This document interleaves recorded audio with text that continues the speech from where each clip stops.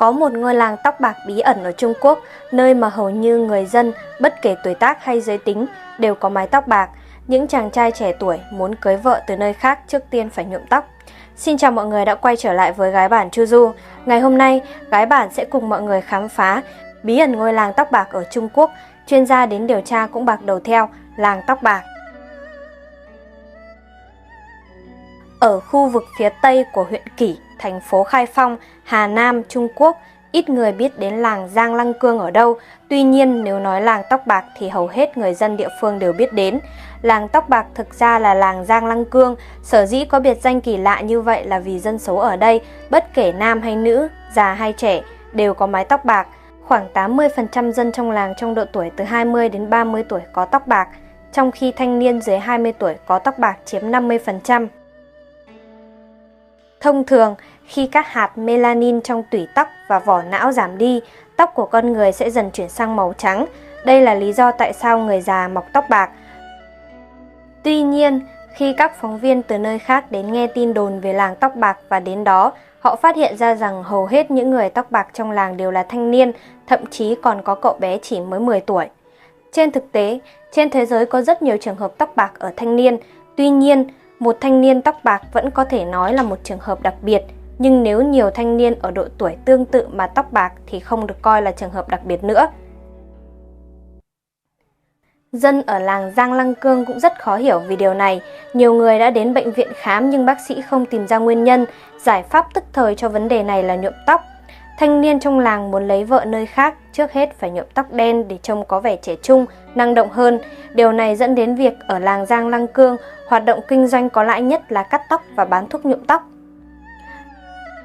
Làng Giang Lăng Cương là một thôn nhỏ tương đối lạc hậu.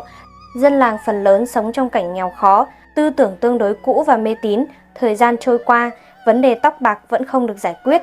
Dân trong làng bắt đầu lan truyền tin đồn rằng một lời nguyền khiến dân làng bạc tóc sớm. Chính quyền địa phương đã nhận thấy những bất thường ở làng Giang Lăng Cương, họ lo lắng hơn cho sự an toàn về thể chất của dân làng. Họ cũng đã cử một đội ngũ chuyên gia đến làng để tìm ra lời giải đáp cho bí ẩn của làng tóc bạc. Có rất nhiều nguyên nhân có thể khiến con người bắt đầu bạc tóc từ khi còn trẻ. Trước hết, phải gác lại yếu tố mê tín. Các chuyên gia cho rằng việc điều tra nên bắt đầu từ chính những yếu tố của những người dân trong làng Giang Lăng Cương. Tuy nhiên, những chuyên gia này không ngờ rằng sau khi họ đến làng tóc bạc, sức mạnh bí ẩn khiến người ta có mái tóc bạc này đã ứng nghiệm lên chính họ. Sau khi nghe tin, các chuyên gia này đến đây để điều tra và giải quyết nguyên nhân tóc bạc, người dân trong làng tỏ ra rất vui mừng và chủ động đưa con đến nhờ các chuyên gia khám. Các chuyên gia đã mở cuộc điều tra theo định hướng đã đặt ra trước đó. Đầu tiên, họ bắt đầu tiến hành khám sức khỏe cho các thanh niên trong làng để xem liệu họ có bị thiếu một số chất dinh dưỡng nhất định như chế độ ăn không cân bằng, thiếu protein và các nguyên tố vi lượng hay không. Tuy nhiên, kết quả khám sức khỏe cho thấy họ đều rất khỏe mạnh, ít nhất không có vấn đề gì về dinh dưỡng. Tiếp theo, các chuyên gia tập trung điều tra về di truyền. Để đạt được mục tiêu này, các chuyên gia đã đến từng nhà trong làng và tìm hiểu. Có cặp cha con, người cha bắt đầu bạc tóc từ năm 20 tuổi, còn cậu con trai bắt đầu bạc tóc từ năm 10 tuổi.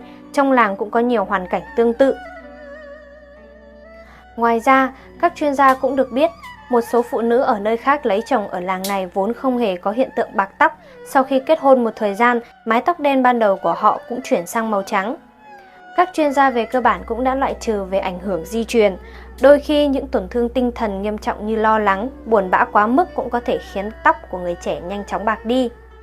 Tuy nhiên, một thiếu niên có thể bị chấn thương tinh thần nhưng không phải thiếu niên nào cũng như vậy, nên tình trạng này đã được các chuyên gia loại trừ. Ngay khi các yếu tố riêng của con người lần lượt bị loại bỏ, các chuyên gia đã biết được một điều kỳ lạ. Nhiều người trong làng bị sỏi thận và hầu hết đều ở độ tuổi từ 30 đến 40. Điều này không khỏi khiến các chuyên gia nghi ngờ phải chăng có mối liên hệ giữa hiện tượng tóc bạc ở làng tóc bạc và bệnh sỏi thận. Để đạt được mục tiêu này, các chuyên gia đã tham khảo ý kiến của nhiều bác sĩ chuyên môn trong lĩnh vực liên quan và các bác sĩ đều cho biết họ chưa bao giờ nghe nói đến mối quan hệ tương tác giữa tóc bạc và bệnh sỏi thận.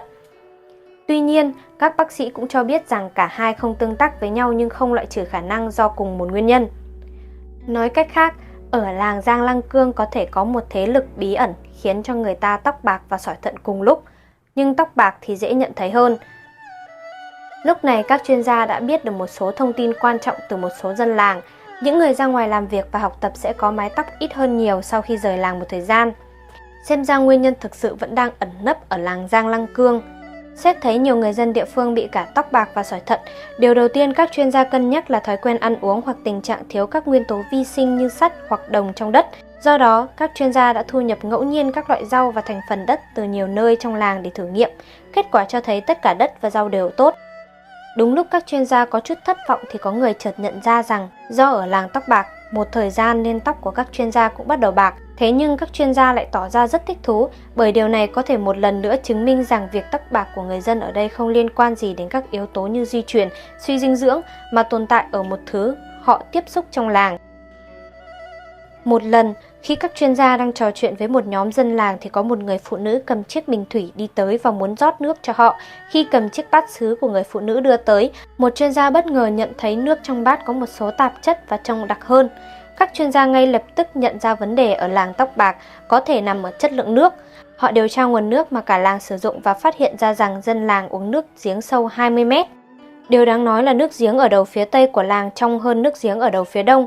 Dân trong làng sống ở đầu phía tây của làng ít tóc bạc hơn, trong khi tóc bạc ở đầu phía đông nghiêm trọng hơn. Sau khi lấy mẫu và kiểm tra, các chuyên gia phát hiện nước giếng địa phương có chất thủy ngân, chrome, chì và các nguyên tố khác vượt quá tiêu chuẩn nghiêm trọng đối với nước giếng. Khi hấp thụ quá nhiều các nguyên tố này sẽ tích tụ trong cơ thể con người, ức chế tác dụng của các nguyên tố vi lượng khác, dẫn đến sỏi thận và bạc tóc. Về vấn đề này, các chuyên gia về chất lượng nước đưa ra lời giải thích, cho rằng có thể là do việc khai thác nước ngầm quá mức khiến lớp bề mặt của đất bị suy giảm. Theo thời gian, các nguyên tố như thủy ngân, chrome trong đất xâm nhập vào mạch nước ngầm, dẫn đến sự ra đời của làng tóc bạc. Bây giờ nguyên nhân đã được tìm ra, bước tiếp theo là xem cách giải quyết. Chính quyền địa phương vốn chú ý đến vấn đề này đã ngay lập tức có biện pháp và thuê chuyên gia chất lượng nước chuyên nghiệp để giúp làng Giang Lăng Cương tìm nguồn nước ngầm mới sạch và an toàn, đồng thời tăng cường xây dựng cơ sở hạ tầng trong làng.